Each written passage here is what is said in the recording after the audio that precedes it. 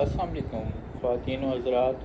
Today's dialogue with Azhar Nazir के एक और सेशन के साथ मैं आपकी खिदमत में हाजिर हूँ। मेरा आपसे जो इब्तदाई तारुफ़ है वो ऑब्वियसली उर्दू शायरी के हवाले से है, और किसी भी शायर का जो पहचान या इब्तदाई तारुफ़ अपने क़ारीन से या अपने सामीन से या नाज़रीन से हुआ करता है वो उसका कलाम होता है।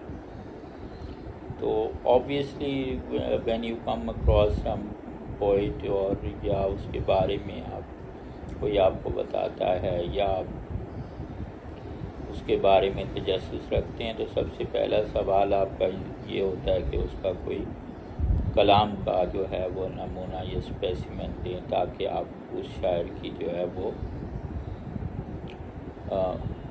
पोइट्री में जो है वो डेप्थ का अंदाज़ा कर सकें, या उसके कलाम के मासिन पे कोई बात हो सके, या वो इस बात का तयन कर सकें कि वो आपके टाइप की जो पसंद है नापसंद है उस पर पूरा उतरता है या नहीं उतरता। तो मैं एक 2-3 रोज़ पहले कही एक कदरे थोड़ी सी तवील नज़्म है, बहुत प्यारी नज़्म है, और मुझे कोई दावा तो नहीं कि मैं नज़्म का बड़ा शायर हूँ।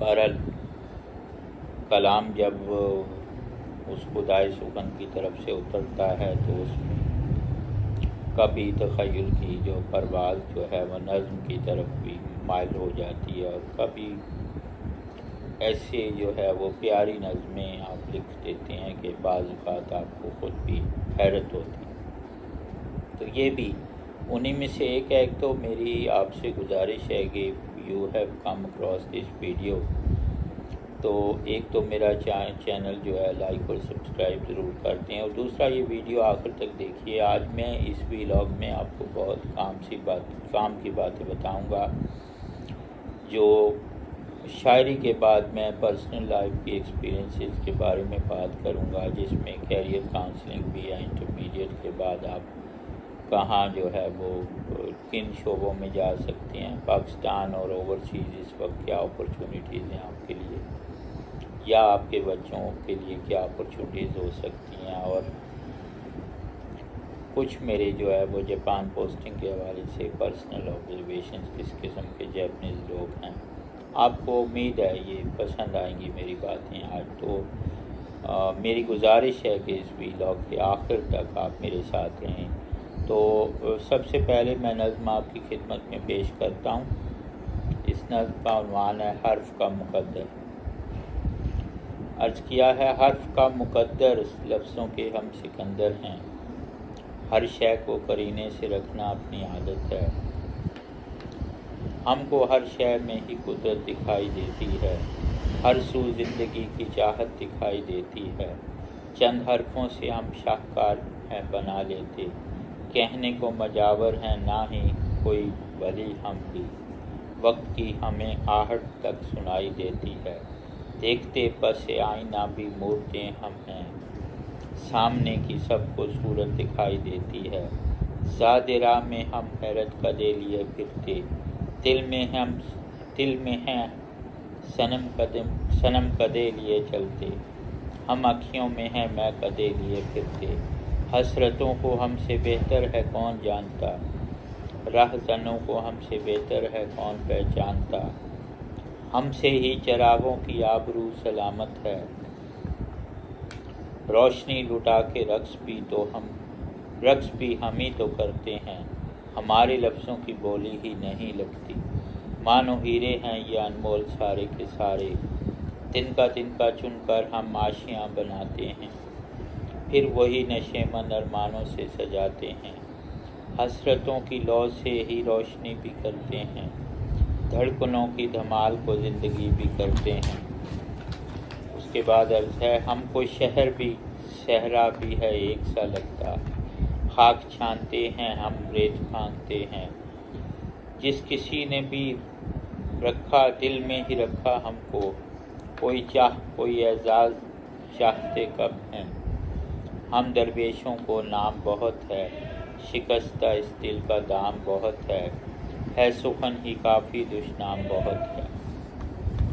तो यहाँ इस नज़्म का इख्तिताम होता है। तो मैं आपसे गुजारिश करूँगा कि अगर आपको नज़्म पसंद आए तो इस पर लाइक्स और कमेंट्स भी दें और जो है इस चैनल को सब्सक्राइब करें।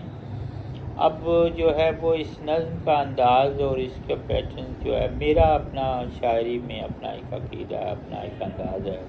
हर बंदे का अपना एक लिखने का अंदाज़ होता है। फिर शायरी में एक जो है वो फ़िलासफ़ी ये है, मैंने पिछले व्लॉग में ये बात की थी कि अब पोइट्री जो है वो मासेस के लिए है या अशराफिया के लिए है। तो आई थिंक अगर ये पोइट्री जो है, मेरा आर्गूमेंट यही है या मेरी अंडरस्टैंडिंग यही है कि पोइट्री अगर शुरू के अदवार में शाहों के दरबार की जो है ज़ीनत बनी या उनके लिए लिखी जाती थी और इसको सिर्फ अशराफिया ही समझ सकते थे या उससे महजूज़ होते थे, या दूसरे लफ्ज़ों में अगर पोइट्री उस वक्त एक लग्जरी थी, तो इस वक्त now in 21st century right now poetry has come down to masses. ये आज के लोगों के, आज के इंसान के मसाइल को एड्रेस करती है। आज की सिचुएशंस पे जो लिखते हैं शायर वो रियल लाइफ पोइट्री करते हैं और जो माशरे की पल्स से करीब है, माशरे की नब्ज़ पे जिन शायरों का हाथ है, उन्हीं की शायरी आफाकी शायरी ट्रीट होती है। तो कुछ जो है वो गालिब भी इस किस्म के जो है वो मुश्किल ज़ुबान इस्तेमाल नहीं करते जितनी शकील शायरी मेरी नज़र से गुजरी है। तो मैं एक मिसाल देता हूँ, हमारे गवर्नमेंट कॉलेज में अंग्रेज़ी अदब में एक उस्ताद हुआ करते थे। तो उन्होंने जो है मास्टर्स इंग्लिश में भी किया हुआ था, उर्दू में भी नज़्म शायद लिखा करते थे।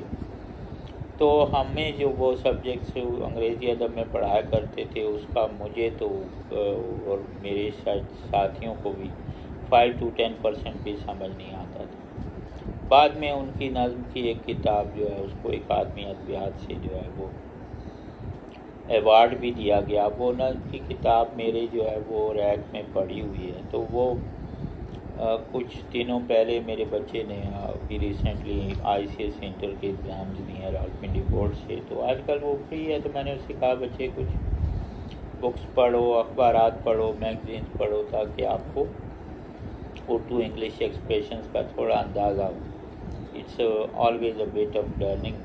तो उसको जो है वो एक रीडिंग हैबिट कल्टिवेट करने वाली बात है। तो उसने मेरे रैक से वो किताब जो है उनकी उठा ली, जो अवार्ड याफ्ता किताब। तो वो पढ़ना शुरू हुआ कुछ थोड़ा सा, तो मैंने कहा बच्चे इसको वापस रख दो, ये इसकी ज़ुबान तो हमें समझ नहीं आती, आपको कहाँ से समझ में आएगी।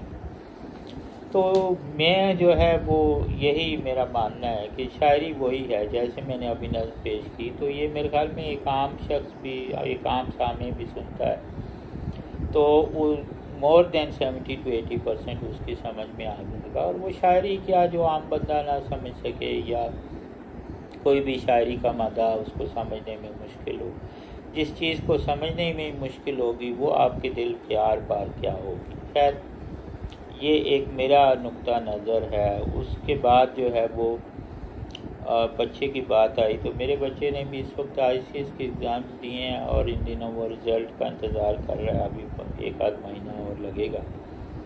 तो इस दौरान जो है वो, अब मैं आपको ये बताऊं कि इंटरमीडिएट के बाद जो है वो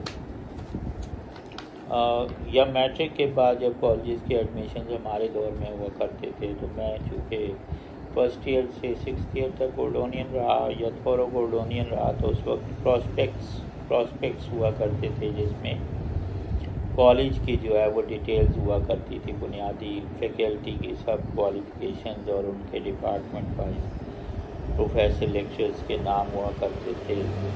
फिर द सब्जेक्ट्स और जो कॉम्बिनेशन डिफरेंट इंटर के या ग्रेजुएशन के वो कॉलेज ऑफ़र करता था वो लिखा हुआ करते थे। तो मास्टर्स का शायद हमारे दौर में एक सब्जेक्ट था, वो गवर्नमेंट कॉलेज में नहीं रहा। फिर HEC ने जो है हायर एजुकेशन कमीशन ने अब जो है वो ओवरऑल मुल्क में जो है करिकुलम तब्दील कर दिया। तो पुराना जो BA BSc FA FSc हुआ करता था वो अब ख़त्म हो गया ग्रेजुएशन का सिस्टम, और अब उसकी जगह जो है इंटर तक तो वही पैटर्न है स्टडीज़ का, FSC ICS वगैरह। लेकिन उसके बाद जो है you have to go for a 4 year BS, 4 to 5 years BS honours programme और BS प्रोग्राम।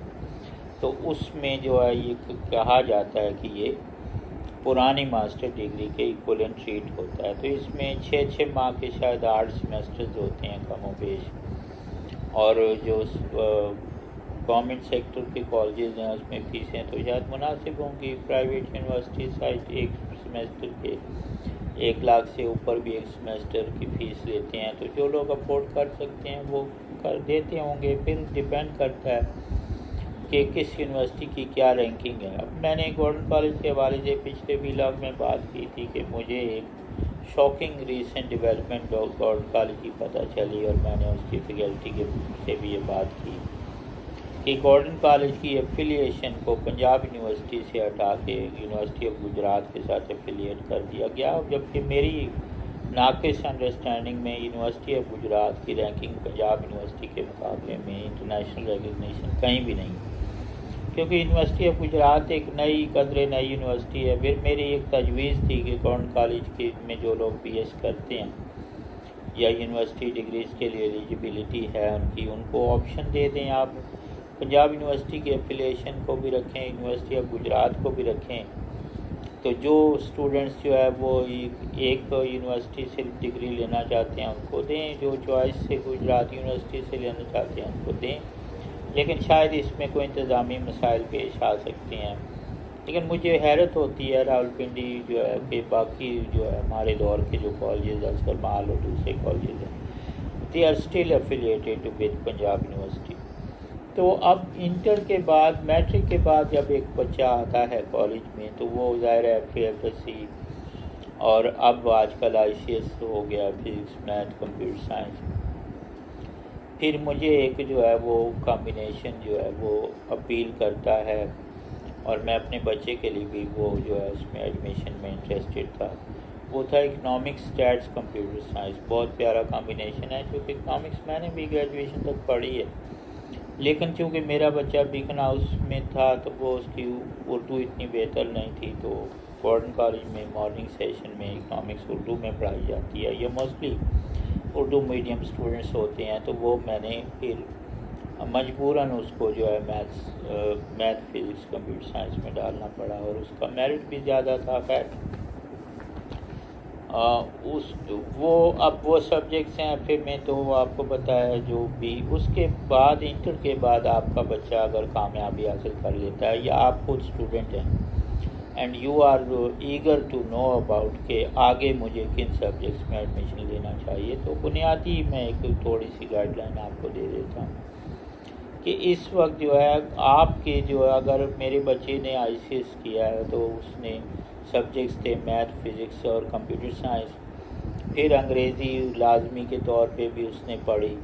तो वो जो है वो एज़ पर माई अंडरस्टैंडिंग, और है भी कम बेश ऐसा ही, अपने जो सब्जेक्ट्स उसने इंटर में पढ़े हैं उसी में किसी एक में BS कर सकता है, एडमिशन ले सकता है। और फिर मेरिट डिफरेंट कॉलेज यूनिवर्सिटीज़ का डिफरेंट होगा, और इंग्लिश में भी वो BS कर सकता है। डिपेंड करता है उसके किस सब्जेक्ट्स में, या ओवरऑल एग्रीगेट परसेंटेज क्या है। फिर आजकल कुछ जो है वो नए जो है सब्जेक्ट्स आए हैं, जैसे मैं कल किसी यूनिवर्सिटी का BS डिज़ाइनिंग का देख रहा था और बहुत ज़बरदस्त मुझे आइडिया लगा। फिर हमारे एक दोस्त हैं बिलाल साहब कंप्यूटर से रिलेटेड, उन्होंने मुझे बताया कि उनका बेटा जो है वो होटल मैनेजमेंट में जो है वो डिप्लोमा कर रहा है 1 साल का। तो ये भी बहुत अच्छी इंडस्ट्री है, जॉब के हिसाब से आप आगे जो है वो बड़े बड़े 5 स्टार होटल में आप कैरियर बना सकते हैं, इंटरनेशनल चेंज हैं। और फिर जो है वो BS उसमें जो है कुछ यूनिवर्सिटीज़ में बताया, हॉस्पिटैलिटी एक इंडस्ट्री है पूरी, उसमें भी BS करा रहे हैं। फिर ज़ाहिर है इंटर के जो ICS के बच्चे हैं वो सर्टन जो इंजीनियरिंग की ब्रांचेज में भी जा सकते हैं। फिर डिपेंड करता है बच्चे का अपना एप्टीट्यूड क्या है, जो एप्टीट्यूड यानी बच्चे का अपना मिलाने तबा या जो उसका रुझान है वो किस तरफ है। वो किस किस्म की जो है वो स्टडीज़ को परस्यू करना चाहता है, या उसका दिल किन सब्जेक्ट्स में ज़्यादा लगता है, या कौन सी चीज़ें उसको ज़्यादा फैसिनेट करती हैं। फिर मीडिया स्टडीज़ भी हैं, कोई बच्चा समझता है कि मैं आगे जाके जर्नलिज्म परस्यू करना चाहता हूँ तो वो मीडिया स्टडीज़ में बीएस कर सकता है। कोई जो है वो आर्ट्स से और लिटरेचर से दिलचस्पी रखता है तो वो बीएस लिटरेचर कर सकता है अंग्रेज़ी उर्दू में। और कोई जो है अगर फाइन आर्ट्स से दिलचस्पी रखता है तो वो डिज़ाइनिंग और इसके रेलिवेंट दूसरे शोबों में जा सकता है। तो अब ज़रूरी नहीं कि आप बहुत ही मुश्किल किस्म का जो है वो सब्जेक्ट चूज़ कर लें और जो 8 सेमेस्टर हैं आपके लिए एक हेडेक बन जाएं, और इतनी फ़ीसें और इतने लाखों रुपये खर्चा करने के बाद भी जब आपके पास वो डिग्री आए तो आपको पता चले कि वो उसका आगे कोई स्कोप भी नहीं। तो ये एक इम्पॉर्टेंट डिसीजन होता है एंड आई होप कि जो है वो बच्चों को उनके वालिदैन भी जितनी वो समझ बूझ रखते हैं वो गाइडेंस देते हैं। फिर मेरा एक मशवरा ये है जो इंटर में बच्चे those who are looking for admissions to BS in different universities और कॉलेजेस, और वो जो है they must visit the campus of the university or college they want to get admission in। वहाँ की लाइब्रेरीज़ को देखें, वहाँ की फैकल्टी को देखें, फिर वहाँ जो सीनियर्स ऑलरेडी एडमिटेड हैं जो बच्चे बच्चियाँ, आप जाकर उनसे बात करें और उनसे पूछें कि यहाँ का स्टाफ कैसा है, यहाँ का माहौल कैसा है, यहाँ की लाइब्रेरीज़ कैसी हैं, यहाँ का जो है क्लासरूम कैसे हैं, यहाँ के कैफेटेरिया और दीगर फैसिलिटीज़ ट्रांसपोर्टेशन की कैसी है overall. And if you are satisfied with some particular college और university then go for it, of course with the permission और कंसेंट ऑफ योर पेरेंट्स। ये थोड़ी सी बात थी जो मैं आगे अपने, चूँकि आजकल मेरे बच्चे को भी यही जो है वो कम बेश जो है वो सिलसिला दरपेश है, तो मैं जो है सरेरा ये बात आ गई तो मैंने कर दी आपसे। फिर मैं बात करूँगा कि जो है कैरियर के हवाले से और इस वक्त पाकिस्तान में अपॉर्चुनिटीज़ या इकनॉमिक पोजीशन या जो हालात हैं स्टेबिलिटी इतने बेहतर नहीं है, तो आई एडवाइस के जो बच्चे इमिग्रेशन या बाहर के कंट्रीज़ में जॉब्स ले सकते हैं, कॉन्ट्रैक्ट पे वर्क परमिट पे जा सकते हैं, they should definitely to go abroad for better opportunities अगर उन्हें यहाँ जो है मौके अच्छे नहीं मिलते। तो उसके बाद जो मैं एक अपना एक यहाँ जो है रैंडम एक जो है वाक़या मुझे याद आ गया कि जब मैं गवर्नमेंट कॉलेज में था, मैंने इंटर में जो है एग्रीगेट में फ़र्स्ट पोजीशन ली थी। I got 9 certificates of merit, जिनके इमेजेस मेरी गवर्नमेंट कॉलेज मेरी तालीमी दरसगाह वाले वीलॉग में जो है वो अटैच हैं, आप देख सकते हैं। I won a roll of honour in masters in English literature as well.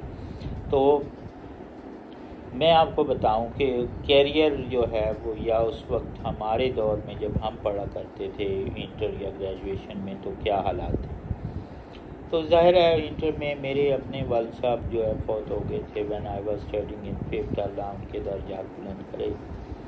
तो उसके बाद जो हमारी वालदा थी और मैं अकेला जो है वो I was the only son, मेरी 4 सिस्टर्स हैं।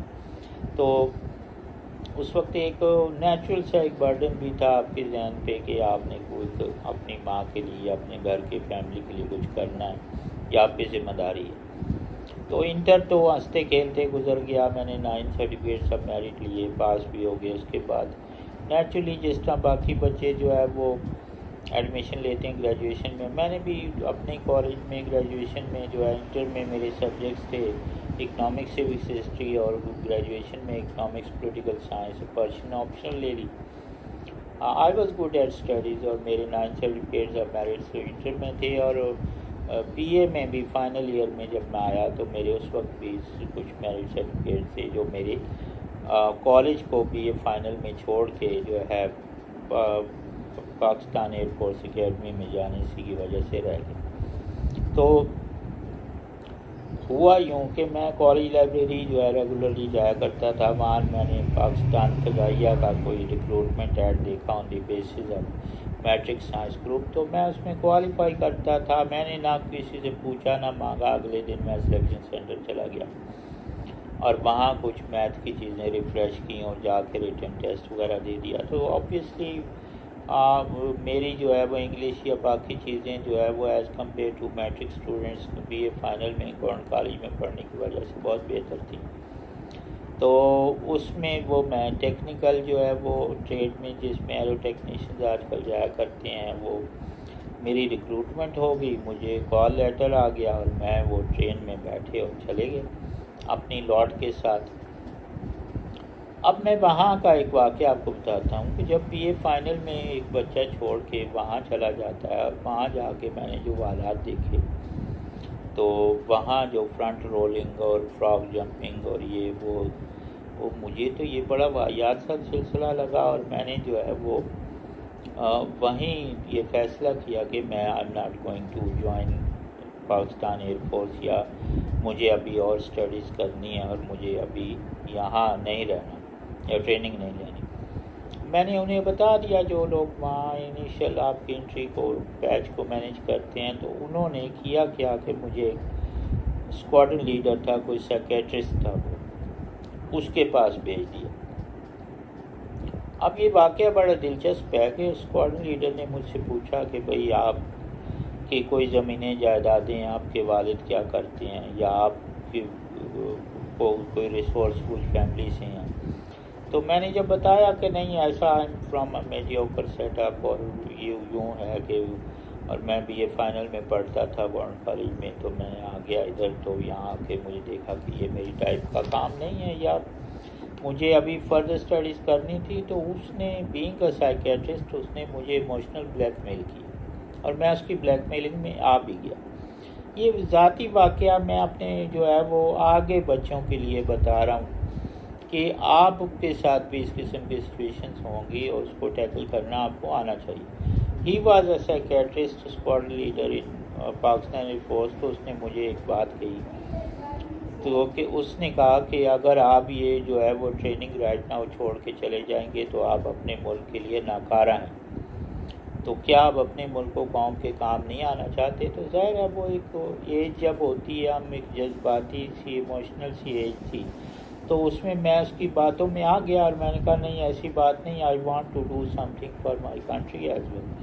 तो वो पेट्रियाटिक एक इमोशन को एक्सप्लॉइट करके उसके नतीजे में मुझे 1 साल की ट्रेनिंग लेनी पड़ी, बड़ी टफ, और बाद में फिर अल्टीमेटली मैंने उसे छोड़ दिया, पाकिस्तान एयरफोर्स को डिस्चार्ज ले लिया इस बेसिस पे कि ये मेरा मदर की तरफ से मैंने एक एप्लीकेशन दी कि इज़ माई ओनली सन और ये ही can not afford to be in forces या ऑल पाकिस्तान डिफरेंट स्टेशन पे हमें इसकी ज़रूरत है। उन्होंने मेहरबानी की, छोड़ दिया मुझे। लेकिन मुझे इस ट्रेनिंग का एक फ़ायदा ज़रूर हुआ कि मेरी फ़िज़िकल फिटनेस जो है उसके 10-20 साल बाद तक बाकी रही। तो खैर वो आपका मुकद्दर या रिस्क जहाँ लिखा होता है, लेकिन मैं ये अपना पर्सनल वाक़या आपको इसलिए बता रहा हूँ कि आप जो है पहले अपनी स्टडीज़ कंप्लीट करें। मैं फिर वापस आके मैंने अपनी स्टडीज़ रिज्यूम की और फिर मास्टर्स इंग्लिश लिटरेचर किया, फिर मुकाबले के इम्तहान दे के बैंकिंग में आ गया। अब banking Pakistan banking finance services commission ने जो है वो 92-34 में 3 बैचेस लिए थे।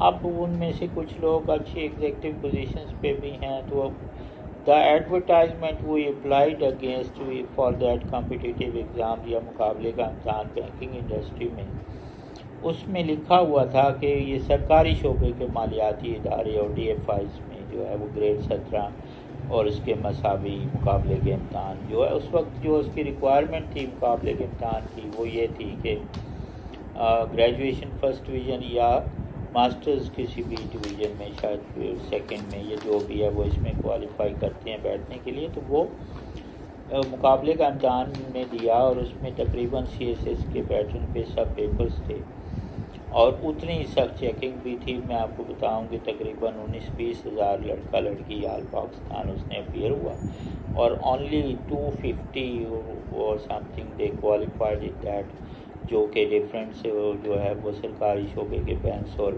DFIs को एलोकेशन हुई आफ्टर इंटरव्यू, और मेरा मेरिट उसमें 125 आल पाकिस्तान था। तो मुझे नेशनल बैंक मिला उसमें। तो we never applied for national bank in the first place. और नेशनल बैंक में फिर जो है हमारी रिक्रूटमेंट हो गई। उसके बाद मैं जो असिस्टेंट वाइस प्रेसिडेंट हो गया 2009 में। 95 में मैंने बैंक ज्वाइन किया था। दैन मेरी फॉरेन पोस्टिंग हुई टोक्यो में। मैंने डिप्लोमा इन बैंकिंग डिस्टिंक्शन के साथ पास किया। मेरी अपने एक वो IPP एग्ज़ाम में आई स्टूड फर्स्ट इन जो है commercial law in 1 full attempt. उसके बाद मैं टोक्यो में एज ऑपरेशन मैनेजर मेरी तैनाती रही 2-3 साल, 2009 से 2012 तक। तो वहाँ मैं जो है असिस्टेंट मैनेजर या ऑपरेशन मैनेजर के तौर पे अपनी खिदमत अंजाम दी। तो एक बात जो मैं इस हवाले से करना चाहता हूँ कैरियर प्लानिंग के सिलसिले में, तो हमने भी सरकारी मुलाजमत के लिए अप्लाई किया था, लेकिन उसके बाद जो है वो नेशनल बैंक एक ऑटोनमस बॉडीज़ में उसको जो है कन्वर्ट कर दिया गया। लेटर ऑन उसकी पेंशन फार्मूलाज को रिड्यूस कर दिया। आज ग्रेड 19 से प्री मेच्योर रिटायरमेंट मैंने 25 साल पे ऑप्शनल रिटायरमेंट ले ली थी पर्सनल रीजंस पे। तो ग्रेड 19 में रिटायरमेंट के बावजूद मेरी पेंशन कोई 25-26 हज़ार रुपये है, जो एक शर्मिंदगी वाली बात है, हम किसी को बता भी नहीं पाते। खैर हमने 4 दिन लगाए हैं अब्रॉड भी, तो शुक्र है अल्लाह का। लेकिन ये है कि मुझे अफसोस होता है उन लोगों पे जो हमारे साथ के बाकी रिटायरीज़ हैं, स्पेशली विडोज़ या वो कुछ लोगों की जो है वो स्टाफ के लोग फौत हो गए, तो उनके जो बाल बच्चे या फैमिलीज़ हैं वो किन हालात में गुजारा करते होंगे। और वो despite winning the case for that restoration of formula at par with federal and other civil servants, वो सुप्रीम कोर्ट में अभी तक 5 साल से रिव्यू में। खैर वो एक इरेलीवेंट बात की रेलेवेंस बन गई, तो मैंने कहा वो बात भी आपकी नज़र कर दूँ कि मुकाबले का इम्तहान पास करने के बावजूद आज हम पेंशन जो ले रहे हैं आफ्टर सर्विस, तो वो शायद बहुत से उन लोगों से कम ले रहे हैं जिन्होंने ऐसा कोई तकल्लुफ़ अपनी अच्छी लाइफ में नहीं किया था, अच्छे वक्तों में इतनी मेहनत नहीं की थी जितनी हमने की। तो खैर अब मैं आ जाता हूँ टोक्यो की तरफ। तो जापानी किस किस्म के लोग हैं? सबसे पहले तो मैं एक बुनियादी जो है वो बात का आपको जवाब दूंगा, और मुझे आई होप सो कि आप you are still with me in this vlog, और आप जो है इससे बोर नहीं होंगे। मैं सब काम की बातें आपको बता रहा हूँ जो आपके या आपके बच्चों के लिए इंफॉर्मेटिव स्टफ़ है। अब जापानीज़ किस किस्म के लोग हैं, what kind of people they are, या एज पाकिस्तानीज़ हमारे जहन में एक बात आती है कि हमारे और उनके सेटअप में ओवरसीज़ दूसरे कंट्रीज़ जो स्पेशली डेवलप्ड कंट्रीज़ या महज़ब अक़वाम है उसमें क्या फ़र्क है। तो मैं कहा करता हूँ कि एक बुनियादी फ़र्क है। एक कॉइन के 2 रुख तो हैं ही, लेकिन एक बुनियादी फ़र्क ये है कि वो लोग जो है उन्होंने इंसानी ज़िंदगी को आसानियाँ उसमें पैदा करने के लिए कोई कसर नहीं छोड़ी, और रोज़ बरोज़ उसको मज़ीद आसान बना रहे हैं। वेयरएज़ हमारा काम उल्टा वाइस वर्सा है। हमने इंसानी ज़िंदगी को मुश्किल तर बनाने में कोई कसर नहीं छोड़ी, और हर आने वाले दिन के साथ मज़ीद मुश्किल बनाते जा रहे हैं, और ये एक अलमिया है, उसके नताइज भी आज आपके सामने। अब जब मैं उस टॉपिक की तरफ आता हूँ जापानी किस किस्म के लोग हैं, तो ज़ाहिर है मैं टोक्यो में जो है वो शिम्बाशी में जो है उनका बिज़नेस एक एरिया है जहाँ बड़े बड़े ऑफिसेज हैं। टोक्यो उनका कैपिटल है जापान का, तो वहाँ जो है वो हमारा ऑफिस था नेशनल बैंक का, और वहाँ I just discharge my responsibilities as operation manager for more than 3 year. तो वहाँ हमारे साथ जो है वहाँ के लोकल जापानीज़ स्टाफ भी था, कोई बाइलिंगुअल भी 1-2 स्टाफ थे जो पाकिस्तानी और जापानीज़ दोनों बोल सकते थे, या उन्होंने जापानीज़ जो है लड़कियों से वहाँ शादी की हुई है। तो हमें ऐसा मौका नहीं मिला क्योंकि हमें जो है पाकिस्तान से पहले शादी हो गई थी। खैर मेरी मिसेस एक्स सिविल सर्वेंट हैं 28 कॉमन से कस्टम्स ग्रुप से। एक मेरा बेटा है अहमद वकार, उसने अभी ICS के एग्ज़ाम्स दिए हैं। तो बात हो रही है जापान की। तो जापान में जो है मेरी रिहाइश थी टोक्यो टावर के बिल्कुल अक्रॉस एक वहाँ बिल्डिंग है, हाँ हतागोयामा टावर्स के नाम से। उसमें 28 फ्लोर पे मेरे बच्चे को टोक्यो टावर का व्यू अच्छा लगता था, मुझे भी फैसिनेट करता था। और जापान में जो है वो हाई राइज बिल्डिंग्स हैं, तो 28 फ्लोर पे, और वहाँ लिफ्ट्स हैं, बिजली ना जाने का कोई तस्वुर ही नहीं। वहाँ का सारा सिस्टम बिजली पे चलता है, उनकी इलेक्ट्रिक ट्रेन्स भी। और खैर वो 28 फ्लोर पे राइट अक्रॉस टोक्यो टावर, वहाँ रोज़ जो है वो टोक्यो टावर की लाइट्स फ्लैश होती थी, रोज़ उनकी लाइट्स तब्दील होती थी और वो बहुत ज़बरदस्त एक मैजिकल सा नज़ारा, तलिस्मी सा जो है वो उसका अपना एक जो है वो एक शाम था। और वो एक बहुत ज़बरदस्त जगह टोक्यो, अगर आपको जो है मौका मिले वहाँ जाने का। फिर बात हो रही है कि जो जैपनीज़ किस किस्म के लोग, जैपनीज़ बड़े जो है महज़ब किस्म के लोग हैं और एक तो वो बहुत स्मार्ट हैं, ठीक। एक तो वो जो है अगर वो इस कदर तेज़ चलते हैं कि शुरू में हम गए तो हम उनके कदम के साथ कदम चला के चलने में हमें दिक्कत होती थी, वो लगता है चल नहीं रहे, भाग रहे हैं। इसी वजह से उनकी फ़िटनेस इतनी है कि उनके जिस्म पे फालतू बोटी किसी जापानीज़ खातून या मर्द के जिस्म पे आपको शाज़ो नादर ही नज़र आएगी। फिर लोग उनका फूड जो है वो जिस किस्म की ग़िज़ा जापानीज़ खाते हैं वो एक जो है वो ज़्यादा ऑयली खाने नहीं हुआ करते और उनके जो है वो जिस किस्म के नूडल्स या उस किस्म की फूड्स वो वेजिटेबल सैलड्स और जिस किस्म चीज़ें वो खाते हैं। बियर वो बहुत पीते हैं when they visit different hotels, और जो है वो उसमें फिर कर्टियस बहुत हैं। जब दो जापानीज़ को आप देखें कि वो एक दूसरे से विदा हो रहे होते हैं तो वो एक दूसरे के 20 दफ़ा तो दोनों जापानीज़ एक दूसरे के आगे वो करते हैं as a sign of respect. तो हम लोग वो चीज़ देख के बहुत मुतासर हुआ करते थे। फिर वो उनकी जो है वो ट्रेन्स वहाँ जापान की जो है वो यहाँ का जो ट्रेन सिस्टम है उसका अल्लाह याफिज़ है, और लोग travel at your own risk वाली बात है।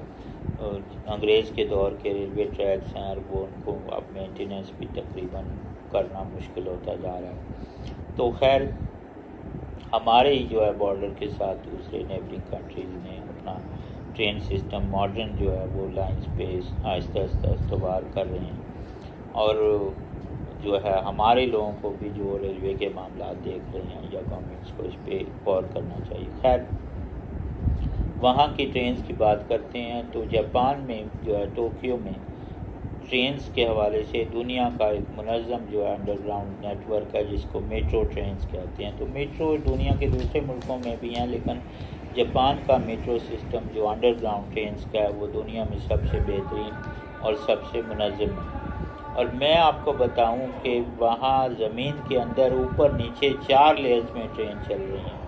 अब पाकिस्तान में तो आप 15-20 मीटर पे खुदाई करते हैं तो पानी निकल आता है, तो वहाँ हवा रोशनी का इंतज़ाम करना और ज़मीन के अंदर पूरा एक रेलवे ट्रैक टोक्यो एक पूरे शहर में जो घूमता है वो बनाना और डिफरेंट स्टेशंस बनाना जिनकी सीढ़ियाँ या लिफ्ट से आप ऊपर किसी भी जगह जाके निकल सकते हैं, वो बहुत मुश्किल काम है। फिर यहाँ एक ट्रैक की बात नहीं हो रही, ऊपर नीचे 4 ट्रैक हैं लेयर्स में, और वो एक वंडर है आई थिंक दुनिया का एक अजूबा है। और फिर वो जापानीज़ ट्रेन जो है बिजली से चलती हैं और वो कभी लेट नहीं होती, और मैंने अपने जो है 3 साल दौर में कभी नहीं देखा कि जापानी कोई ट्रेन जो है अपने वक्त से लेट हो गई हो, और अगर लेट हो तो आधा मिनट 30 सेकंड भी लेट हो जाए तो वहाँ का ट्रेन का स्टाफ आके इंडिविजुअली हर पैसेंजर से अपोलोजाइज़ करता है या उसकी कंपनसेशन वो उनको देते हैं, और वो उनको एक पास देते हैं कि जी हमारी, या टिकट जनरेट करके देते हैं कि वो किसी ऑफिस में कोई देर हो गई उनकी वजह से, तो उसकी एक रीज़न वो कहते हैं कि ये हमारे अकाउंट पे ताख़ीर हुई। फिर किसके दर सुलझे हुए लोग हैं। मुझे याद है एक और दिलचस्प बात क्या मैं आपके साथ शेयर करता हूँ कि अपना 2011 की बात है। My family was not living with me, और मैं वहाँ उस वक्त सिंगल ही रहता था जो है वो। तो ये एक ब्लेसिंग थी कि उस वक्त मेरी फैमिली नहीं थी। ये मैं बात कर रहा हूँ 2011 में, उस वक्त की जब फुकुशिमा के पास जो है वो एक अर्थक्वेक, फुकुशिमा इनका एक बहुत बड़ा एक बिजली घर था, ये एटमी बिजली घर था जिसमें जो डैमेज हो गया था बियॉन्ड जो है वो रिपेयर, और बाद में उन्हें ताबकारी की वजह से उसे बंद करना पड़ा। और ज़लज़ला जो 2011 में आया था आपको याद हो जापान में, तो वो एक one of the biggest earthquakes in the world था, और उसकी जो है वो शिद्दत थी रेक्टर स्केल पे 9.0 से लेके 9.1 तक। तो अब मैं एक बात आपको करूं कि जैसे मैंने कहा टोक्यो टावर में मैं 28 फ्लोर पे रहा करता था, तो वहाँ बिल्डिंग 50-70 फ्लोर्स एक नॉर्मल सी बात है। टोक्यो में हाई राइज बिल्डिंग्स जो हैं वो हर जगह हैं। और हैरत आपको ये होगी कि टोक्यो जिस जो है दुनिया की बेल्ट पे खित्ते में वाक़ है वो अर्थक्वेक प्रोन बेल्ट है। वहाँ जो नॉर्मल ज़लज़ले हैं वो नॉर्मल जो है वो रूटीन में आते रहते हैं, लेकिन उनकी जो है वो महारत है बिल्डिंग्स कंस्ट्रक्शन की कि उन्होंने अपनी बिल्डिंग्स के बेस में ऐसी कोई स्प्रिंग टेक्नोलॉजी लगाई होती है कि वो नॉर्मल शिद्दत का जो ज़लज़ला है 4, 5, 6 या जो भी है वो उससे बिल्डिंग जो है वो टू एंड फ्रो मूव करती है और वो एक जगह आके हिलने जुलने के बाद फिर स्टिल हो जाती है। उससे बिल्डिंग को दीवारों को या स्ट्रक्चर में क्रैक नहीं आते या कोई डैमेज नहीं होता। लेकिन ये जो ज़लज़ला था 9 शिद्दत का, 9 या 9.1 शिद्दत का, मुझे याद है हम अपने बैंक में जो वो 3rd फ्लोर पे हमारा जो है वो सीजे बिल्डिंग में ऑफिस था, वहाँ हम काम कर रहे थे टोक्यो में। तो वो एक बड़ा सा हॉल था, वहाँ जा रहा है वो हमारे जनरल मैनेजर का ऑफिस डिफरेंट था, मैं हॉल को इंचार्ज सुपरवाइज करता था। तो उस हॉल में तकरीबन कोई हमारे साथ जो है वो कम और बेश जैपनीज़ लड़कियां जो थी 13-14 जैपनीज़ लड़कियां थीं, कुछ मेल जैपनीज़ भी थे, 1-2 बायलिंगुअल पाकिस्तानी भी थे। तो हम उसमें काम कर रहे थे और ये कोई दिन 10-11 बजे का वक्त होगा। तो नॉर्मली जब जो है वो ज़लज़ला आता है तो उनके एक SOPs हैं, स्टैंडर्ड ऑपरेटिंग प्रोसीजर्स, उनको ये एडवाइस किया जाता है कि आप जो है वो ज़लज़ला जब आए और आपको महसूस हो इसकी शिद्दत थोड़ी ज़्यादा है तो आप करीबी जो है मेज़ टेबल या किसी चीज़ के ओट में जो है वो आप चले जाएं ताकि आपको जो है नुकसान अगर हो तो कम से कम हो। तो वो एक SOPs हैं। तो वो नॉर्मल जो ज़लज़ले होते हैं जो रूटीन में आते रहते हैं वहाँ उस पर वो जैपनीज़ घबराते नहीं हैं। उस दिन हुआ ये कि झटके लगने शुरू हुए और आहिस्ता आहिस्ता काम तेज़ होना शुरू हो गया। हम अपने डेस्क पे अपना काम कर रहे थे, तो जो वो झटके तेज़ हुए तो I was observing the Japanese ladies और गर्ल्स वर्किंग विद मी। तो उनके चेहरे पे परेशानियाँ आई और मुझे लगा कि इस दफ़ा ज़लज़ले के झटके कुछ तेज़ हैं या इसकी इंटेंसिटी या शिद्दत पहले से ज़्यादा है, it's more than something usual. और वो वाकई जो है वो जब ज़लज़ले के झटके तेज़ होना शुरू हुए तो पहले वो मेज़ों के नीचे घुसी, उसके बाद उन लड़कियों ने जो है लिटरली चीखना शुरू कर दिया। तब हमें भी परेशानी हुई। उसके बाद खैर हम स्टाफ के साथ करीबी जो है वो बैकयार्ड में या पार्क्स में चले गए जो उनके SOPs का हिस्सा होता है। लेकिन वो ज़लज़ला इतना शदीद था 9.0 9.1 रेक्टर स्केल पे, later on we came to know. और उसके आफ्टर जो शॉक्स थे वो कई दिनों तक आते रहे।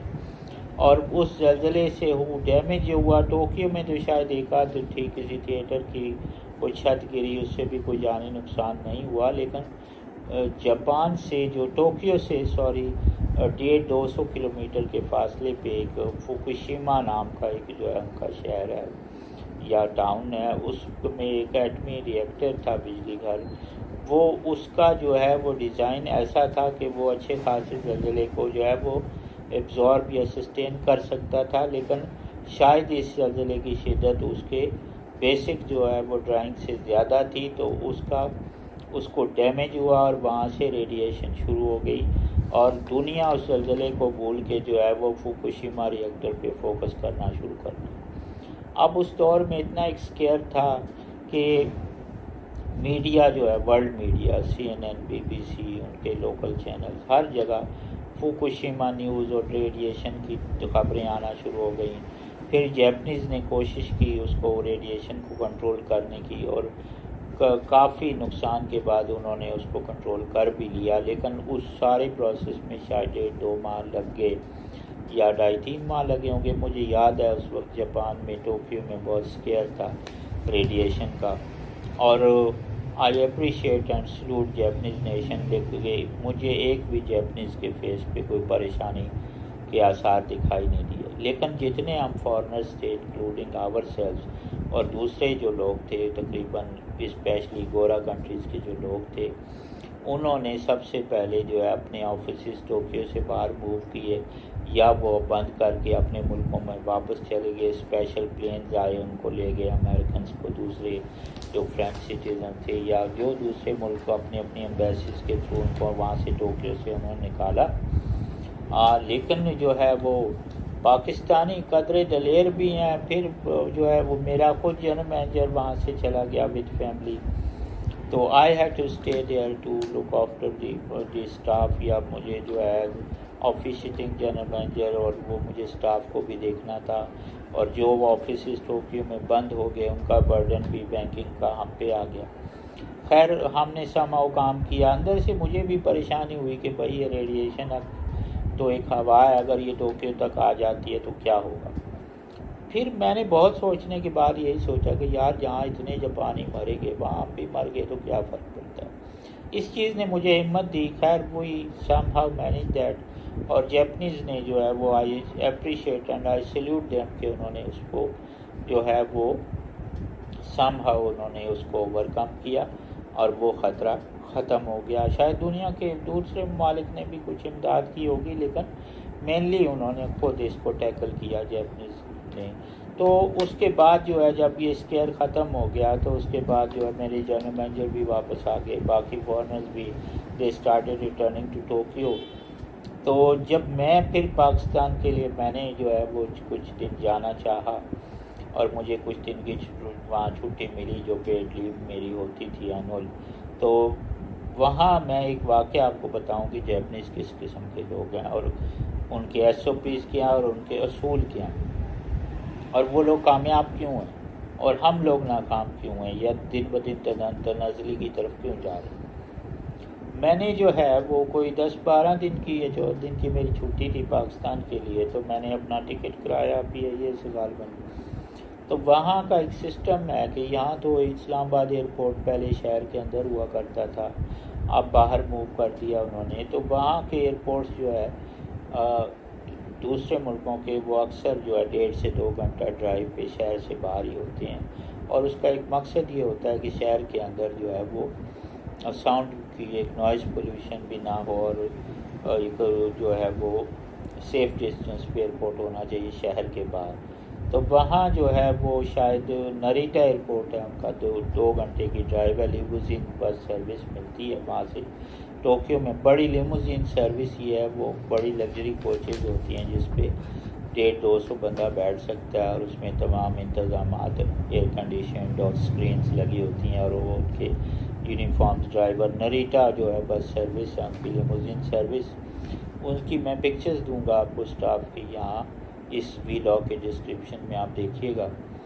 तो वो होता ये है कि अगर आपकी फ़्लाइट है नेक्स्ट डे या जब आपने जाना है तो यू जस्ट कॉल देम, उनकी लिमोजिन सर्विस है और उनके काउंटर्स हैं वो टोक्यो के डिफरेंट जो होटल्स हैं बड़े बड़े, उनके डेस्क पे आप उनको कॉल कर सकते हैं और अपने वो आपसे फ़्लाइट का टाइम और टर्मिनल पूछेंगे और वो आपको बताएंगे कि आपको ये टाइम इस लिमोजिन बस सर्विस का इतने बजे वाला सूट करता है। मिसाल के तौर पर अगर आपकी फ़्लाइट दिन 11 बजे की है तो वो आप वो जो है you are supposed to be at least 1 or 2 hours early at airport. उससे पहले जो है वो आप शायद 7:30-8 बजे की जो है वो या 7 बजे की आप कह लें कि अगर आपको लिमोजिन सर्विस लेते हैं वहाँ टोक्यो से तो वो आपको 9 बजे वहाँ पहुँचा देती है। 1.5-2 घंटे 1.25-2 घंटे का शायद नारिटा तक सफ़र है टोक्यो से। तो उसके बाद आपके पास इतना टाइम होता है कि इंटरनेशनल फ़्लाइट की वो जो बोर्डिंग पास और बाकी फॉर्मेलिटीज़ आप कर सकते हैं। तो खैर शायद टर्मिनल 2 था PIA का उधर। तो उस वक्त मैंने जो है सिर्फ मैंने कोई टिकट परचेज़ नहीं किया था, just call them from my apartment number के ये मैं सुबह मेरी इतने बजे फ़्लाइट है और उन्होंने मुझे एक टाइम दे दिया। और ये वो वक्त था जब मोस्टली टोक्यो से फॉरेनर्स जा चुके थे उस फुकुशिमा रेडिएशन स्केयर की वजह से। और मैं उस वक्त ज़रा लेट था और मैंने उस हालात में जैपनीज़ के साथ सर्वाइव किया। यहाँ मैं ये भी अर्ज़ करता चलूँ कि बैंक ने मुझे इसका कोई क्रेडिट नहीं दिया और मैं इस मुश्किल वक्त में जब नेशनल बैंक के लिए खिदमत अंजाम दी वहाँ, तो इसका कोई मेडल, कोई तमगा, कोई अवार्ड, मुझे टाइमली प्रमोशन तक नहीं दी मेरे इदारे ने। और उसका कोई अगर क्रेडिट लिया तो वो जनरल मैनेजर या ऊपर के लोगों ने ले लिया। तो खैर ये कुछ चीज़ें खुदा के भी हाथ में होती हैं। वो शायद आज जिस कदर सुकून में मैं हूँ, शायद यही उस सब का इनाम है। तो खैर वो मैं आपको वो बात बता रहा हूँ जैपनीज़ किस किस्म के लोग हैं, और मुझे हैरत हुई। ये वाक़या बड़ा दिलचस्प है। आप मेरे साथ अगर अभी तक हैं इस व्लॉग में तो इसको और देखें 5-10 मिनट, तो मैं आपको कंप्लीट इसकी डिटेल देता हूँ। और मेरा चैनल भी ज़रूर सब्सक्राइब कीजिएगा। तो मैं आपके साथ डायलॉग विद अज़र नाज़िर के सिलसिले में गाहे बगाहे हाज़िर होता रहूँगा इंशाअल्लाह। तो अब जो है मैं वो सुबह जो है 7 बजे शायद वो चला गया उस करीबी होटल में जहाँ से वो लिमोजिन सर्विस की बस जानी थी, और मैं तकरीबन अपने हिसाब में कोई हैंड कैरी लेके या लगेज जो था 5-10 मिनट पहले चला गया। और वहाँ से ज़हर आपने वहाँ जाके वो टिकट भी लेना होता है और आपकी प्रोविज़नल सी बुकिंग होती है। और अब मुझे लगा कि अभी 5-10 मिनट हैं, तो मैं करीब उनके वॉशरूम या रेस्ट रूम में चला गया। तो मेरे पीछे उसी वक्त यूनिफॉर्म में लिमोजिन का ड्राइवर आया और उसने मुझे जो है आवाज़ दी, अज़र साहब। मैं कही यस साहब, वो कहते हैं साहब को। तो उसने कहा इट्स टाइम लेट्स गो। मैंने कहा चलें। तो वो शायर है, वो जैपनीज़ ज़्यादा जैपनीज़ ही बोलते हैं, लेकिन कुछ लोग जो इंटरेक्ट करते हैं फॉरेनर्स के साथ उन्हें बेसिक इंग्लिश भी आती है। तो मैं उसके साथ बस पे सवार हो गया। आप जी जनाब, उसने बस ने सारा प्रोटोकॉल वही किया, उसकी स्क्रीन, उसकी बस होस्टेस, वो सारा SOPs, और वो बस जो है वो सीट बेल्ट, वो सब चीज़ें कर अनाउंसमेंट के बाद चलना शुरू हो गई। मैंने आगे देखा, पीछे देखा, मेरे अलावा उस 150-200 सीटर बस में और कोई भी नहीं था। खैर मेरे जहन में था कि ये बस अभी मूव करेगी और ये आगे टर्मिनल्स पे जाएगी या डिफरेंट जो है बड़े होटल जो ग्रैंड हाइट है और कुछ और बड़े बड़े होटल्स हैं वहाँ, उन पे जाके ये जो है वो स्टॉप ओवर करेगी बिफोर लिविंग फाइनली फॉर नरीटा। तो वहाँ से कुछ और लोग इसमें बैठेंगे। शिंजुकू स्टेशन है उसमें, और कुछ जो वाशिंगटन होटल और इस किस्म के दूसरे जो है। खैर वो बस का एक रूट होता है, उनका एक SOP है। उसने बारी बारी तमाम जो है आउटलेट्स को टच किया, और वो टू माई सरप्राइज़ एक भी बंदा उस पर या कोई बंदी मेरे अलावा सवार नहीं हुआ। और वो बस जो है 1.5-2 घंटे की ड्राइव पे दौड़ पड़ी, और उसका टिकट जो था वो शायद 2,500-3 हज़ार येन था, जो उस वक्त 2,500-3 हज़ार पाकिस्तानी रुपये थे। और वुड यू बिलीव कि वो जो है 200-250 सीटर बस जो है लिमोजिन सर्विस, जिसमें फुल AC बस, ड्राइवर, स्टाफ और सारा कुछ, वो लेके मुझे मुसलसल 1.25-2 घंटे दौड़ के उसने मुझे एन टाइम पे जो है टर्मिनल 2 पे पहुंचा दिया।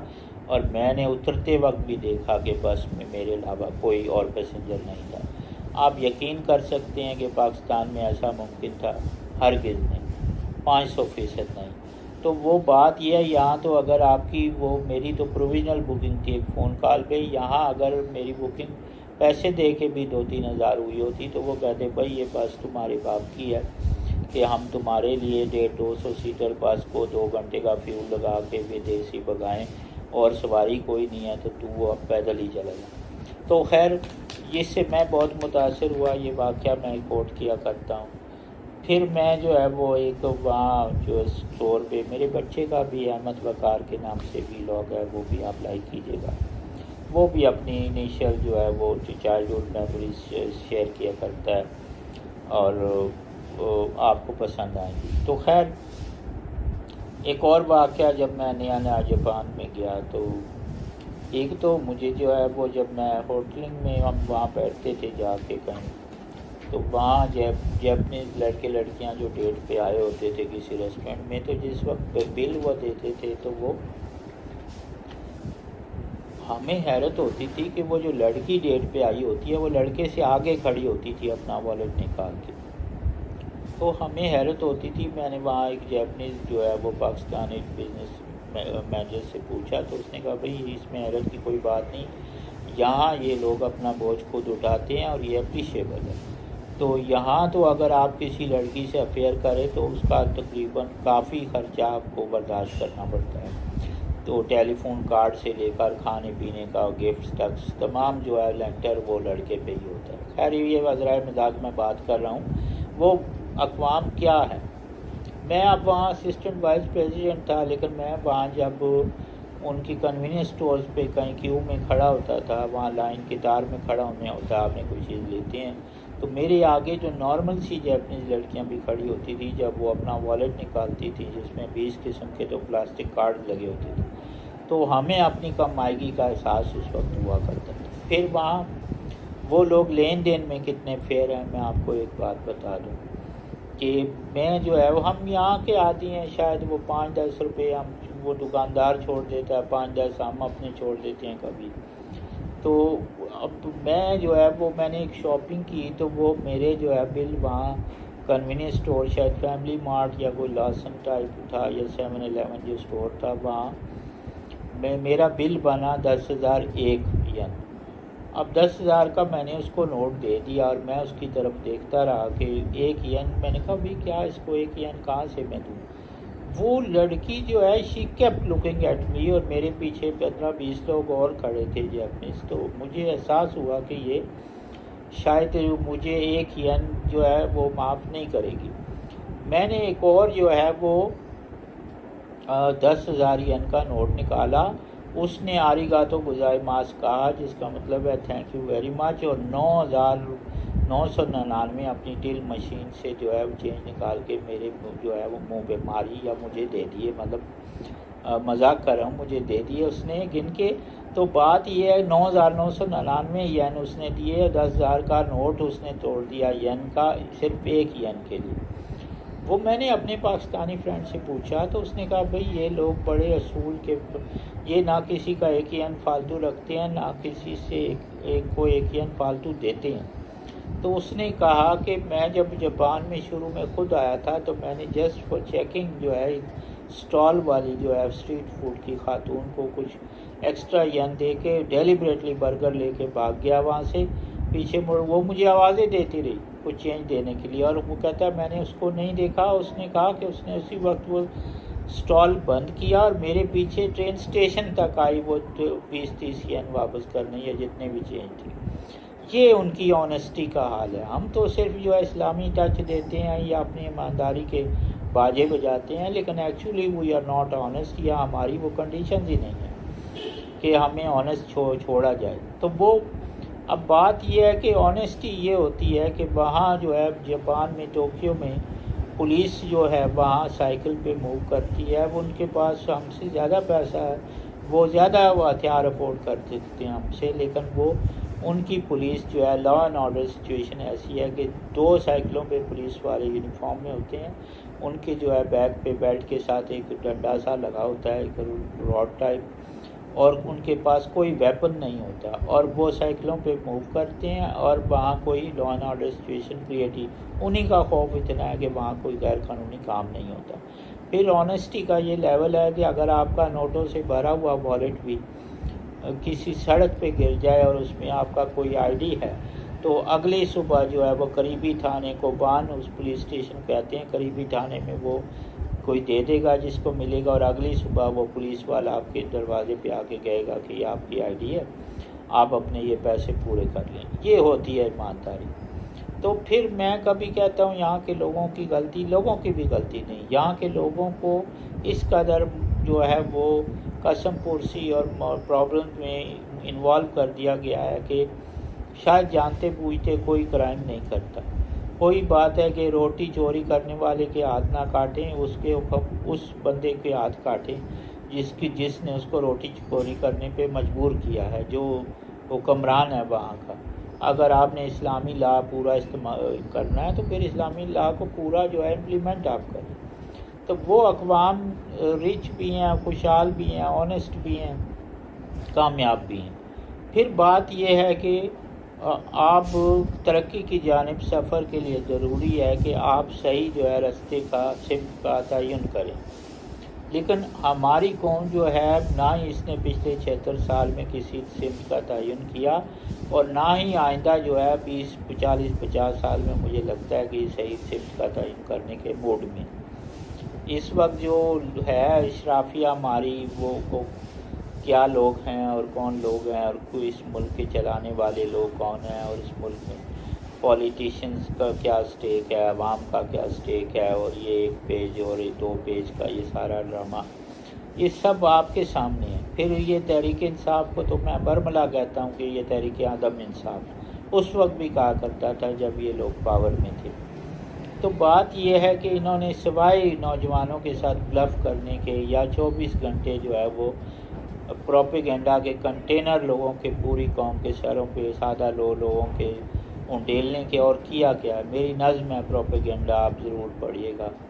तो बात यह है कि मेरा किसी से ज़ाती इख्तलाफ नहीं। मैं फिर वो एक डिस्क्लेमर इस सिलसिले में कहा करता हूँ अपने इंसाफ़ी जो है भाइयों के लिए कि भाई हम ना तो जियाले हैं, ना पटवारी हैं, ना ही हम जो है वो यूथिए हैं या इंसाफियन हैं। अब तो हमारी पार्टी पाकिस्तान, तो बराए करम जो है तहज़ीब सीखें, बड़े छोटे का एहतराम सीखें। इस मुल्क में आपने भी रहना, हमने भी रहना है। तो फिर मेरी ओवरसीज़ जो इंसाफियन से गुजारिश है कि यार पहले ही आपने 4 साल इस मुल्क को एक तजर्बागाह बना के उल्टे सीधे जो है तुर्की टाइप मुल्कों की मिसालें दे के पाकिस्तान की वाट लगा दी, और ये मुल्क 100 के दिवालिया होने तक आ गया और श्रीलंका की मिसालें दी जाने लगी। तो मैं नहीं कहता कि ये केयरटेकर पीडीएम गवर्नमेंट या बाकी आने वाले जो है उन्होंने कोई बेहतरी की या नहीं की, वो एक अलग डिबेट है कि इन्होंने भी वो महंगाई के तूफ़ान को बढ़ाया ही है, कम नहीं किया शायद। तो मेरी दुआ है कि अल्लाह ताला हमारे मुल्क पे रहम करे। लेकिन सबसे पहली बात यह है कि आपको इस मुल्क का निज़ाम ठीक करने की नीयत हो, और उन लोगों की नीयत हो जो जिनके हाथ में इख्तियार है इस मुल्क को ठीक करने का। वो चाहें तो ठीक कर सकते हैं। और पहली से बड़े से बड़ा सफ़र जो है उसका आगाज़ जो है पहले कदम से होता है। तो पहला कदम इन दी राइट डायरेक्शन मैटर्स। और लेकिन यहाँ तो अलमिया ये है कि पहला कदम इन दी राइट डायरेक्शन लेने के लिए कोई तैयार ही नहीं है, और आइंदा 20-50 साल तक मुझे नहीं लगता। और हमारे मुल्क के नौजवानों का मुस्तकबिल एट स्टेक है। सोच ये है कि हमने तो कुछ वक्त गुजार दिया, कुछ मज़ीद गुजार लेंगे, लेकिन सवाल ये पैदा होता है कि आप अपने आने वाली नस्लों को कैसा मुस्तकबिल या कैसा पाकिस्तान दे के जाना चाहते हैं, या कैसा पाकिस्तान दे के जा रहे हैं। तो ज़ाहिर है कोई भी वालिदैन नहीं चाहेगा कि उसके बच्चे को एक सेफ़ या वो प्रॉस्पेरस कंट्री ना मिले और उसको भी वो तफक्कुरात या परेशानियां या मसाइल का सामना हो जिनसे हम लोग या हमारे बुज़ुर्ग गुज़रे हैं। तो ठीक है, मज़हब का फैक्टर भी एक ख़ास हद तक है, लेकिन ये है कि मज़हब को इस हद तक भी अपने ऊपर या किसी मुल्क पे सवार ना कर ले कि आप वो मसला इंतहा पसंदी की जानिब निकल आए, उसके भी नुकसानात होते हैं। इस्लाम की अपनी जो है टीचिंग यही है कि हर शय एक हद में अच्छी लगती है। मियाना रबिया एतदाल जिसको आप कहते हैं, एक प्रोपोर्शन जिसको आप इंग्लिश में कहते हैं, excess of everything is bad. हर शय की ज़्यादती जो है बुरी है। एक ख़ास तनासुब से ज़्यादा कोई भी चीज़ होती है तो वो आपकी बॉडी में भी ऐसी फूट चली जाए ख़ास तनासुब से ज़्यादा तो वो फ़ायदा मंद भी हो तो उल्टा नुकसान का बायस बनती है। तो ये ज़िंदगी, ये कायनात जिसने बनाई है उसने कुछ असूल रखे हैं बुनियादी, और एक असूल यही है कि हर शय का एक ख़ास तनासुब है। तो ठीक है, मज़हब मैं कहता हूँ एक निजी मामला है, इट्स योर प्राइवेट अफेयर। तो आप मज़हब को जो है वह हुकूमत और मज़हब दो मुख्तलिफ़ चीज़ें हैं, या रियासत और मज़हब दो मुख्तलिफ़ चीज़ें हैं। तो रियासत अगर आपने मज़हब के नाम पे बना ही ली, अच्छी बात है। कायद आज़म अल्लामा इकबाल, बड़े बड़े लीडर सर सैयद अहमद ख़ान, बाकी ठीक है, उनकी जो है वो काबिशें काबिल ज़िक्र थी। लेकिन मेरे भाई अब उससे निकल आए, अब जो है 21st सेंचुरी में आ गए हैं। आज की ज़मीनी हक़ाइक़ आज से 75-76 साल से बिल्कुल मुख्तलिफ थे।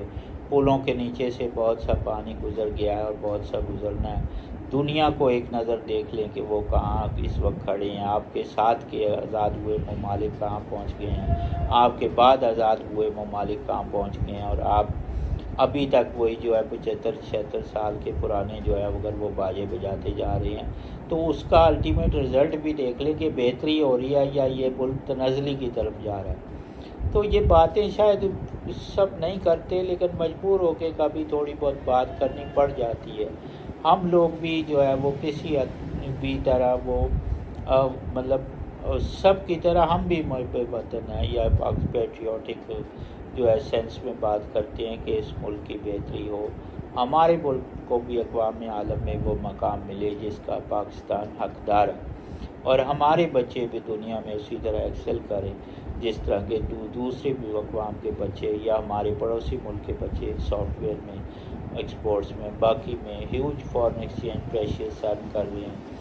फिर आप टूरिज़म की बात करते हैं तो भाई टूरिज़म के लिए आप कंड्यूसिव एटमॉस्फेयर बनाने के बजाय आप अगले भी PTDC का सेटअप ख़त्म कर रहे हैं, और फिर आपकी कॉलोफेल में तजाद है। फिर मैं कल एक बात कर रहा था कि रेलवे के कोई मुलाजिम थे कि पहले हम भी इस प्रोपेगेंडा का हिस्सा बन जाते थे कि भाई ये रेलवे के मुलाजमीन खा गए रेलवे को, और फिर PIA के मुलाजमीन PIA को खा गए, और इसी तरह जो है वो दूसरे बड़े बैनर PTCL के मुलाजमीन या TNT खा गए, फिर वो इसी नाम पे प्राइवेटाइज़ किया गया। तो भाई हम भी किसी वक्त इस ब्रेन वाशिंग या प्रोपेगेंडा का हिस्सा थे या उसमें आ जाते थे, लेकिन अब मैं इस नतीजे पे पहुंचा हूं कि ना PIA के मुलाजमीन का कसूर है, ना रेलवे के मुलाजमीन खा गए हैं, ये स्टेक होल्डर्स कहीं और हैं, कोई और लोग हैं जो औने पौने अपने तरफ जो है वो इदारे फ़रोख्त कर देते हैं। जैसे TNT के मैं मिसाल दूंगा, हमारे कोई दोस्त TNT में भी थे जिन्हें गोल्डन हैंडशेक दे के उस वक्त नॉमिनल से अमाउंट के साथ जबरी फारिग कर दिया गया था, और TNT उस वक्त पाकिस्तान में सबसे बड़ा प्रॉफिटेबल ऑर्गेनाइजेशन थी। इसको आपने दूसरी किसी जो है UAE के फर्म को दे दिया जिन्होंने अभी तक इसके बकाया जात भी आपको पे नहीं किए। तो आज PTCL के हालात आपके सामने हैं, उसके मुकाबले में दूसरे कंपटीटर्स आपको बेहतर ब्रॉडबैंड सर्विसेज दे रहे हैं। तो मसला ये है कि आपके हाथ क्या आया, एक most profitable institution of Pakistan जो है अपने वो उसको प्राइवेटाइज कर दिया, और उसका नतीजा क्या निकला, कुछ लोगों की जेब में कमीशन या किकबैक्स या पैसा चला गया होगा, उस इदारे को नुकसान हुआ, उसके मुलाजमीन को नुकसान हुआ, उनकी फैमिलीज़ ने सफ़र किया, मुल्क को नुकसान हुआ। वही इदारा जो प्रॉफिट में था वो पाकिस्तान की बेहतरी या स्टेबिलिटी के लिए काम कर सकता था। स्टील मिल का भी यही हाल होगा। फिर आज नेशनल बैंक जो मैंने जिसमें सर्विस की उसकी भी निजकारी की बातें होती हैं। तो वो बात ये है कि आप निजकारी अगर उस जो है वो इदारे के लिए जो है वो सूदमंद है तो ज़रूर करें, लेकिन निजकारी का ये मतलब नहीं है कि आप औने पौने को इदारा फ़रोख्त कर दें और वो जो एक स्टेबल इनकम मुल्क को या फैमिलीज़ को या पाकिस्तानीज़ को उससे मिल रही है उससे भी आप उसको महरूम कर दें। तो वो जो है एक बड़े बड़े इदारे ही किसी मुल्क की जो है वो बैकबोन होती हैं, और वही सारे बड़े इदारे रफ्ता रफ्ता आप निजकारी में या उनको फ़रोख्त कर देंगे तो आपके हाथ में क्या रह जाएगा। तो असासे जो है जैसे आपके अपनी जो है कोई प्रॉपर्टी है, आपके एसेट्स हैं, आपकी गाड़ियाँ हैं या कोई ऐसी चीज़ जो कि लिक्विड कैश में किसी वक्त कन्वर्ट हो सकती है, गोल्ड है, वो सब आपके असासे हैं। इसी तरह ये स्टील मिल, PIA, रेलवेज़, ये नेशनल बैंक, ये बड़े बड़े जितने बैनर्स थे, ये TNT, ये पाकिस्तान के असासे थे या हैं। तो इनको असासों को आप औने पौने अगर बेच देंगे सर्टन कंसिडरेशन पे निजकारी का रंग पेंट मार के, तो जिसके नताइज अल्टीमेटली गलत निकलते हैं या निकल रहे हैं, तो फिर उसका एंड रिज़ल्ट तो कोई ज़िम्मेदारी नहीं लेता। जिसने बेचा वो निकल गया, जिस आज हुकूमत कोई और है, कल कोई और होगी। फिर जो है ऐसे तमाम जो है मेरी गुजारिश है कि इक़दाम करने से पहले तमाम स्टेक होल्डर्स को एतमाद में लें और उसके बाद कोई फ़ैसला किया जाए, और उसके बाद जो है वो कोई ऐसा फ़ैसला किया जाए जो उस इदारे के लिए जिसकी निजकारी ज़ेर गौर है या कल निजकारी उसकी हो सकती है, उस पे पहले तमाम प्रोज एंड कॉन्स उसके देख लें और उसके बाद कोई फ़ैसला करें। फिर ये जो इदारे हैं रेलवेज़, अगर यहाँ इंडिया वाले अपने रेलवेज़ को जो है डायनामिक चेंज कर सकते हैं, और आज मैं देखता हूँ उनकी जो है ट्रेन्स, मेट्रो ट्रेन्स उनकी हैं और बिल्कुल वो रोज़ एक नई जो इलेक्ट्रिक ट्रेन का इफ्तिताह कर रहे हैं। फिर उनकी जो ट्रेन में जो सर्विसेज हैं, उनका फूड और बाकी सब चीज़ें, वो हम तो उससे अभी जो है मीलों दूर हैं। तो बात ये है कि अगर आप रेलवे को रिफॉर्म करना चाहें तो आप उसके लिए पैसा चाहिए, आप सही चैनल पे पैसा लगाएं, नए ट्रैक्स बनाएं, नई इलेक्ट्रिक ट्रेन्स बनाएं, फैसिलिटीज़ को बेहतर करें, यही रेलवे आपको अरबों की इनकम देगा। तो अगर आप जो है वही बात है थूक में पकोड़े तलने, ये एक और सी मिसाल है, I am sorry for that, उसकी कोशिश करते रहेंगे तो यही होगा। जो रोज़ाना जो है अगर हर जो है दूसरे तीसरे महीने जो है रेलवे ट्रेन को हादसा हो जाता है, और वहाँ जो जॉइंट्स हैं उसमें भी लोग वो लगा रहे हैं सोशल मीडिया पे कि इवन जो है कई जगह लकड़ी के पीसेस लगे हुए हैं। तो मैं उससे एग्री नहीं करता, ना ही मुझे इसकी कोई कंफर्मेशन है कि सोशल मीडिया पे जो रूमर्स हैं उनमें किस हद तक सदाकत होती है। लेकिन मैं बात ये कर रहा हूँ कि जो इस मुल्क के करता धरता हैं, जो स्टेक होल्डर्स हैं, वो चाहें तो ये सब इदारों को चला सकते हैं, दोबारा अपने पाँव पे खड़ा कर सकते हैं। ये इदारे पाकिस्तान की सपोर्ट बन सकते हैं, स्ट्रेंथ बन सकते हैं। यही इदारे पाकिस्तान की रीढ़ की हड्डी हैं, यही इदारे हमारी इकॉनमी की बैकबोन है। तो बाकी जो है ज़ुबानी लिप सर्विस करने वाले जो है वो नारे मारने वाले सो कॉल्ड मईशतदान तो बहुत से आपने देखे हैं। उसमें असद उमर साहब को भी आपने देख लिया, उनके बारे में बड़े बुलंद बाग दावे किए गए, और जब वो आए उन्हें मौका मिला तो वो बिल्कुल कोलैप्स कर गए। उसके बाद बहुत से फिनांस मिनिस्टर पीटीआई दौर में चेंज हुए, एफबीआर के बहुत से जो है चेयरमैन को तब्दील किया, लेकिन असल वसूल वही नील बटा नील है। तो बात यह है कि बदनीयती है, या वो फिर जो है करप्शन है, या जो भी सिलसिला है उसमें उसको एड्रेस किया जाए।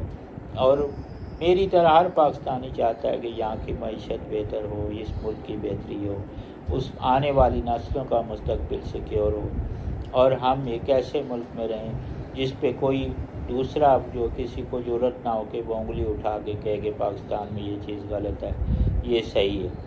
तो जो चीज़ें दुरुस्त करने वाली हैं, why not fix them yourself, इससे पहले कि दुनिया पॉइंट आउट करे और आपके लिए एम्बेरसमेंट, ये शर्मिंदगी का बायस बने।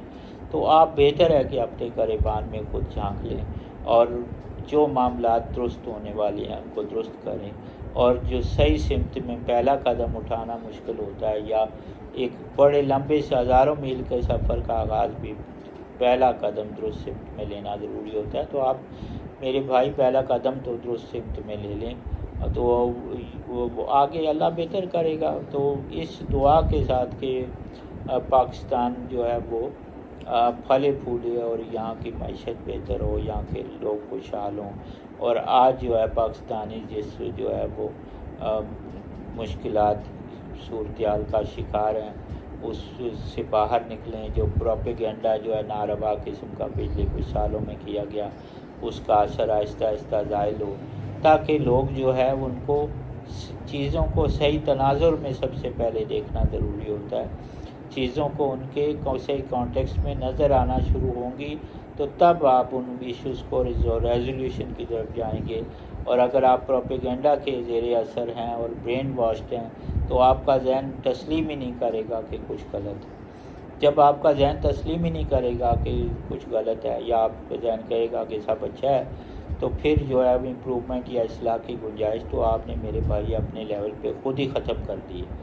तो इसके साथ ही मैं आज का जो है ये डायलॉग विद नाज़िर इसका इख्तिताम करता हूँ। आज मेरे बाकी व्लॉग्स की निस्बत कदर लंबी आपसे गपशप हो गई, लेकिन उम्मीद है कि इस तमाम व्लॉग में मैंने जितनी भी बातें की या पर्सनल लाइफ के एक्सपीरियंसेस आपसे शेयर किए, मुल्क के बारे में बात हुई, पाकिस्तान इसकी बेहतरी के बारे में बात हुई, आपके बच्चे जो है उनकी आगे एडमिशन्स और उनके कैरियर प्लानिंग के बारे में बात हुई, या दूसरे कंट्रीज से कंपैरिजन स्पेशली जैपनीज़ की बात हुई, तो वो मेरे ख्याल में it's a bit of learning for you as well. आप अगर खुद स्टूडेंट हैं इंटर के, या भी आप ग्रोइंग एज में हैं और आप लर्न करना चाहते हैं, या you are looking for admission to better discipline in universities colleges, तो आपके लिए ये व्लॉग हेल्पफुल है। If you want to migrate to other countries, फिर भी ये व्लॉग आपके लिए हेल्पफुल है। अगर आप कैरियर प्लानिंग की जो है वो सही कैरियर प्लानिंग की बात करते हैं तो उस सूरत में भी थोड़ी बहुत गाइडेंस आपको इस वीडियो से ज़रूर मिली होगी। फिर चूँकि इस वीडियो का जो है आगाज़ मैंने अपनी जो है एक रीसेंट कंपैरेटिवली रीसेंट पोइट्री या नज़्म से किया जिसका अनवान था हर्फ का मुकद्दर, तो उम्मीद है जो लोग शायरी से शगफ़ रखते हैं स्पेशली अक्रॉस द बॉर्डर्स और पाकिस्तान में, इंडिया में या दूसरे ममालिक में जहाँ कहीं भी उर्दू शायरी के मदाह मौजूद हैं। और मेरी उनसे गुजारिश है कि अगर अज़र नाज़र के नाम से 2-4 हर्फ आपकी नज़र से गुज़रे शायरी के, या 2-4 अशार मेरे आपको ज़ुबानी याद हैं और ये आपकी नज़र से मेरा ये वीलॉग वीडियो गुज़रती है, तो बराए करम आप मेरे इस नए चैनल को लाइक और सब्सक्राइब ज़रूर करें, ताकि हमारी आपसे रूबरू फ़ेस टू फेस मुलाकात, डायलॉग और आज की शायरी की बैठक। और मैं फ़्लैश फ़िक्शन भी अब लिखता हूँ, उसको भी मैं फ़्लैश फ़िक्शन जो है शॉर्ट्स, यूट्यूब शॉर्ट्स की शक्ल में मौजूद हैं। और अभी मेरी शायद 10-11 शॉर्ट कहानियाँ जो है यूट्यूब पे अपलोड मैंने की हैं, लेकिन वो सब की सब उम्दा हैं और आपको पसंद आएंगी। तो आप ज़रूर मेरी बाकी वीडियोस को भी लाइक करें, देखें, अपने कमेंट्स दें, ताकि मुझे फ़ीडबैक मिले। और मेरे चैनल को जो है ज़रूर सब्सक्राइब करें, ताकि हमारा आपसे रब्ता जो है वो इसी तरह कायम रहें। अपना बहुत सा ख्याल रखिएगा। इसके साथ ही मैं आज के व्लॉग से आपसे इजाज़त चाहूँगा। अल्लाह हाफ़िज़।